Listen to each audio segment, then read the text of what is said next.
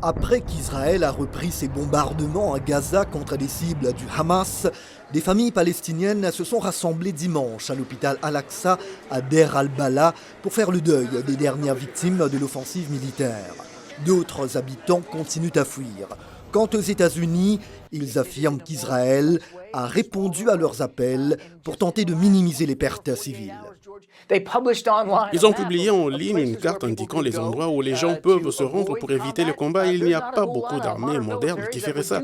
Donner des indications aussi claires signifie qu'ils font des efforts.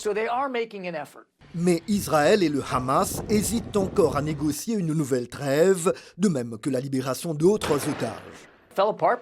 Cela ne s'est pas fait parce que le Hamas n'en a pas voulu et a refusé de proposer des listes supplémentaires des femmes et des enfants dont nous savons qu'ils détiennent et de les inscrire sur ces listes afin qu'Israël puisse évaluer cela et que nous puissions les échanger. Un article récemment publié par le New York Times indique qu'Israël était au courant du plan du Hamas de mener l'incursion terroriste du 7 octobre et la minimiser.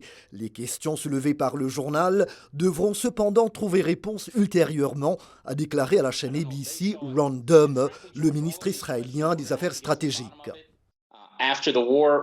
Après la guerre, nous allons mener une enquête sérieuse. Il est très important pendant la guerre d'unir toutes les forces pour atteindre les objectifs communs que nous avons tous, démanteler les capacités militaires du Hamas, mettre fin à son régime politique à Gaza et garantir que Gaza ne représente pas une menace pour Israël, mais aussi faire libérer les otages.